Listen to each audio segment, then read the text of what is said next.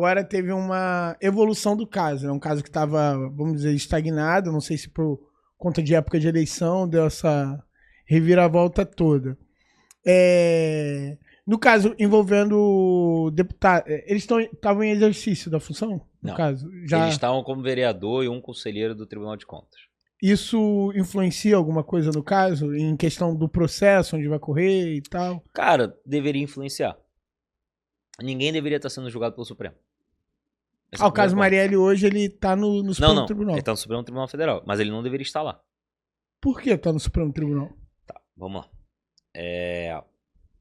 Ainda é uma coisa não muito definida, mas o Supremo já definiu um pouco isso, na verdade. Mas o Supremo vai em volta toda hora, enfim. Mas é o seguinte. O que é importante? Quando você praticou o crime, e se o crime foi praticado em razão do exercício da sua função, você vai ter o foro ou não de ser julgado pelo Supremo, pelo STJ, pelo Tribunal de Justiça, o que for. No caso, a época que a ex-vereadora Marielle Franco foi realmente assassinada, o Domingos Brazão, tá? Ele era conselheiro do Tribunal de Contas do Estado do Rio de Janeiro. E o Chiquinho Brazão era vereador. Um membro do Tribunal de Contas do Estado do Rio de Janeiro, e de qualquer Tribunal de Contas do Brasil, é julgado no Superior Tribunal de Justiça. E um vereador é julgado, no máximo, no Tribunal de Justiça. No máximo. Não existe o Supremo Tribunal Federal. Só que o Chiquinho ele foi eleito deputado federal. E a polícia, de maneira muito correta, para evitar com que um trabalho... aí a gente possa discutir se o inquérito foi ótimo, não foi, não vou entrar nesse ponto. Mas de maneira muito correta, diligente, quando viu ele ficou que tinha a possibilidade de um deputado atual federal estar envolvido, ele mandou para o Supremo decidir. Pra não ter porque o uma deputado federal, futuramente. quando pratica o crime, enquanto deputado federal, em razão do exercício do deputado federal, ele é julgado pelo Supremo Tribunal Federal. Mas no caso, não existiu aquele momento no exercício da função ou, na prática, ele praticou o crime enquanto deputado federal.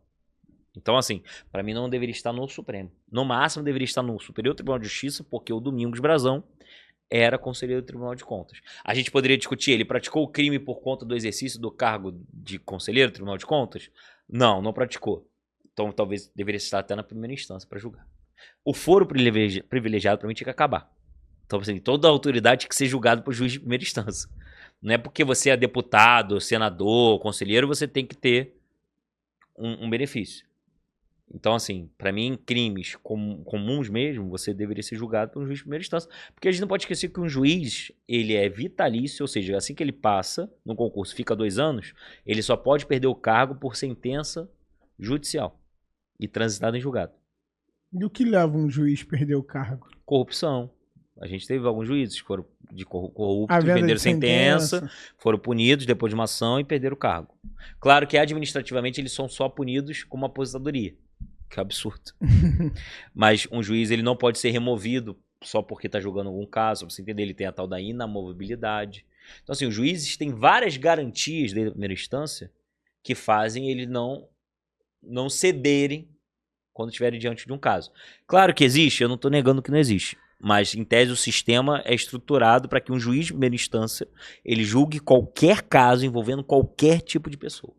Ele é competente. Ele tem competência e tem garantias para isso. Entendeu? Só que hoje a Constituição cria essa ideia do foro privilegiado que para mim tinha que acabar. Entendi. Entendeu? Aí essa é o único detalhe para não acontecer igual outros casos emblemáticos, né? A questão de onde foi julgado e depois está todo mundo na rua, Exato. a polícia na época optou não correr o risco, né? Você não pode falar, mas eu vou falar. O caso do descondenado do Lula.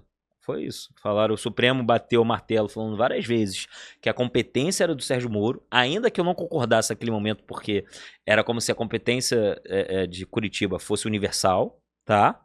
Mas beleza, o Supremo falou. Aí depois o Supremo vai e volta. Olha, o que eu falei lá atrás, esquece. Eu errei. Eu li aqui de novo. Meu irmão, cadê a segurança jurídica?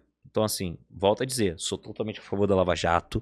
Pra mim foi a melhor operação que existiu de combate à corrupção. Tem que acontecer várias lava-jatos no Brasil todo.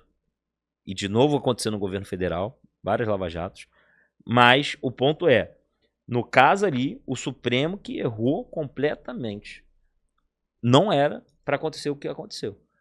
O Supremo disse, a 13ª Vara Federal de Curitiba é competente para julgar esses casos. E disse várias, mas várias vezes.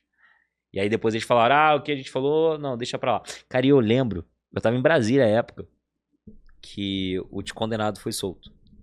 Mas colocaram isso no papel, que Curitiba era... Tem que estar no papel, se não tiver no papel... então, aí colocaram, tá no papel, tem várias decisões. Eles colocaram basicamente o seguinte, esse dia que eu soube, era um dia cinza, cara, em Brasília. Sabe, um dia cinza, dia triste. Isso antes da decisão. Aí saiu a decisão, eu falei, meu irmão, hoje o dia tava propício realmente pra sair uma notícia triste. Mas só pra você saber, o Supremo falou várias vezes que a época o juiz Sérgio Moro era competente pra julgar aquelas ações do Lula.